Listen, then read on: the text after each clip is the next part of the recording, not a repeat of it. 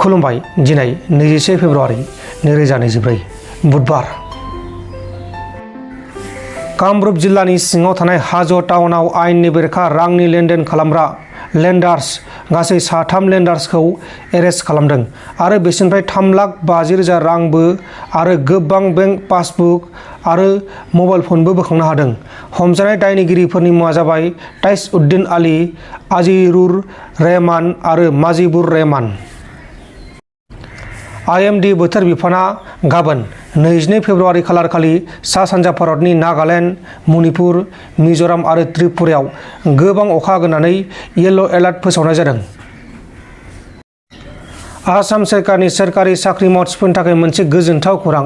सोरखारि साख्रि मावथिफोरा गावसोरनि नखरनि बिमा आरो बिफाखौ लोगो हमनो थाखाय नबेम्बर दानाव स्पेसियेल लिभ लानो हागोन।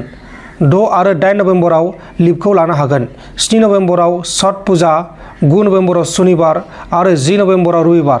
बेनिखायनो बेखौ नोजोर लाखिनानै आसाम सोरखारनि मावथिफोरनि थाखाय स्पेसियेल लिभखौ फोसावनाय जादों। 114 नं जनाय बिधान सभा बियाबनि एमएलए बुबन पेगुनि हेंथायै नावकाटा ओनसोलनि रायजो-राजाफोरा खुद्रिसारदों। नावकाटा ओनसोलनि रायजो-राजाफोरा बुबन पेगु हाय हाय बायदि बायदि स्ल'गानजों खुद्रिसारदों। नावकाटा हालामनि लामाखौ बानायना होगोन बुंनानै रादाय होनायनि उनाव बुबन पेगुआ मावफुङाखै। लामाखौ बानायना होआब्ला फैबाय थानाय बिसायख'थियाव गोख्रों राहा लानाय जागोन होननानै रायजोफोरा खुद्रिसारदों। साबायखर जासिबाय नोंथांमोननि खौरांगिरिनिसिम। दिनै जोङो बे 1, 2 आरो 3 नावकाटा बे गामियाव आरो नलबारि थांनाय लामा, बे लामाखौ जोङो गोदोनिफ्रायनो 1962 1962निफ्रायनो बेवहाय आबै आबौमोननि दिननिफ्रायनो दिनैसिम सरकारा जोंनो मोनसेबो लामा मोजां बानायनानै होआखै। बिनि थाखाय दिनै जोङो रायजो राजाफ्रा गोसोआव दुखु मोननाय फोरमायदों। जोङो जांख्रिखांदों जाहाथे फैबाय थानाय इलेक्सननि सिगां बे बिसायख'थिनि सिगां जुदिहाय जोंनि बे लामाखौ बानायनानै होआ अब्लानिया जोंनि रायजो राजाया जों मोनसे थांखि लादों जाहाथे जोङो बिजेपि सरकारनो भटखौ होआबो जानो हागौ।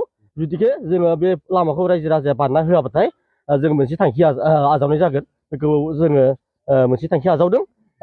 नैबे थांनाय 2021 मायथाइयाव बुबन पेगुआ दिनै एमएलए जानानै थांबाय। बिथाङा एमएलए इलेक्सननि सिगां मोनसे सक्ति होदोंमोन। दिनै आङो एमएलएखौ देरहा होयोब्ला बे एग्रिमेन्ट मोनसे होदोंमोन। बिथाङा दिनै बे लामाखौ बानायनानै होगोन होननानै इलेक्सननि थाखाय बिथाङा भट बिदों फैदोंमोन। जों भट होनानै देरहानानै होबाय। नाथाय बिथाङा दिनैसिम 10 बोसोर बिथाङा एमएलए देरहानानै दङ। नाथाय दासिम बानायना होआखै। दिनै फैफिनाखै। बिथाङा दिनै देरहाखांनानै खेबसे फैफिननाय जायाखै। बिथाङा दिनै सुक्ति मोनसे होदोंमोन। बे सुक्तिनि बिथांनि मैल'आ जेबो मैल' गैयै रखम जोंखौ रायजो राजाखौ बानायना दोनदों। बेनिखायनो जों बे लामाखौ बियो बनायखाना होआ। बिथाङा जुदि बे इलेक्सननि सिगां बानायना होआबा जों रायजो राजाया मोनसे बिथांनो भट होनाय जानाय नङा होननानै मोनसे थांखि आजावनाय जादों। बेनो दा दिनै जोङो गोबां बर', मिसिं, असमिया, बिहारि, बाङालि गोबां मानसियानो बेजों बे लामाजों थांलाय फैलाय खालामनानै दिनै आलु, बेसर, मटर बायदि बायदि खेथि मावनानै बिथांमोना जिउ खुंबाय दङ। लाख लाख सुबुंफोरा बेजोंनो थाङो। दिनै गारि बिथांमोना आलु, मटर थिखांना लाबोनानै जोंनि लामाया गोबां गाज्रि जादों। बिथाङा जुदि थिखांनानै जोंनो बे लामाखौ बानायनानै होआब्ला जोंनि रायजो राजाया मोनसे थांखि आजावनो नागिरदों जाहाथे बिथांनो जों भटखौ होआबो जानो हागौ। बिनि सायाव जों रायजो राजाया मोनसे सावरायनानै जों बेखौ थांखि आजावनाय जागोन। दायो जोङो बेहाय 7टा गामि दङ। 9टा गामियानो दङ। दिनै 1, 2, 3 नावकाटा आरो मिसामा तिनिआलि आरो नैबे नलबारि, बिरलाम, बिसिम, बिरलाम बर' आरो लिरसां, तुला, कांखान सापरि, ओमफ्राय नलबारि, लम्बा सापरि। जों गोबां गामियानो बेखिनि लामायाव थांलाय फैलाय खालामो। दिनै हरनि समावबो साननि समावबो जों बेमार आजार जायोब्ला सोरबा डिलिभारि लाङोब्लाबो जों गोबां गारिनि प्रब्लेम जायो, लामानि प्रब्लेम जायो। गोबां खस्थ'नि गेजेराव जों थेलाजों बोनानैबो लांनांगौ जायो।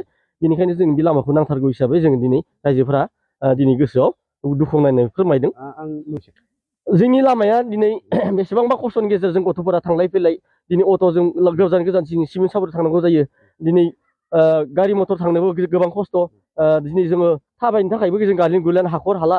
बेनिखायनो जोङो दासिम जुदि 1965 मायथाइनिफ्राय दिनै 2024 सफैबाय।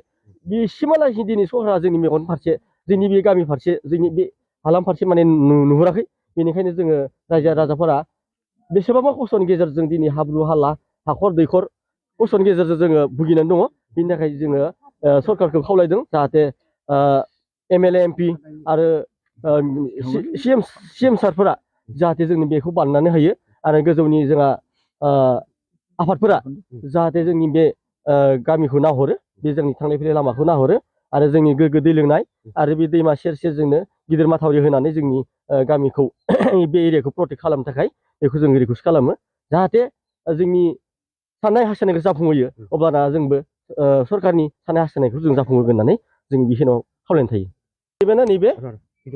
एग्रिमेन्टआ नैबे जोंहा भबन पेगुआ 23 मार्चनि 2021 बेवहाय जोङो इलेक्सन बिनो फैनायाव बिथाङा एग्रिमेन्ट मोनसे होलांदोंमोन बे लामाखौ बानायना होगोन होननानै भबन पेगुआ नाथाय MLA जानानै थांबाय 5 बोसोर सिगाङाव नैबे 5 बोसोरनि सिगाङावबो आरो बानायना होगोन होननानै खेबसे होन्दोंमोन नाथाय बिथाङा एग्रिमेन्ट होनानैबो नाथाय खेबसेबो ओंखारफैयाखै बे जोंनि जायगायाव बेनिखायनो जों रायजो राजाया दुखु मोननाय फोरमायदों बे आलिखौ बे लामाखौ जुदि PMGSY बानायनानै होआ पाका लामा बानायनानै होआ होमब्लाना जों 9 खान गामिया लोगो नांनानै बिथांमोननो सायाव जोङो गुबुन आलादायै मोनसे थांखि आजावनाय जागोन होननानै फोरमायनाय जाबाय।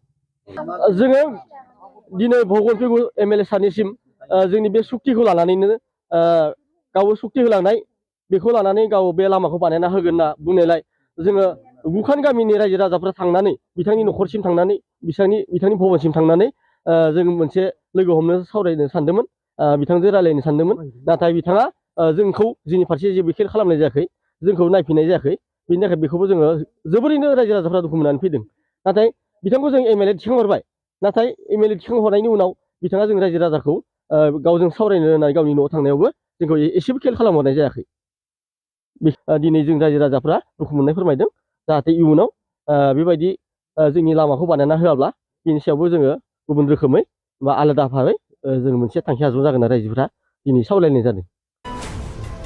नोंथांमोन दिनैनि खौरांफोरा बेखिनिल'मोन बेखिनिसिम नायनायनि थाखाय नोंथांमोननिसिम रोजा रोजा साबायखर गोजोन्थों एसेनोसै जय बर' हारिनि।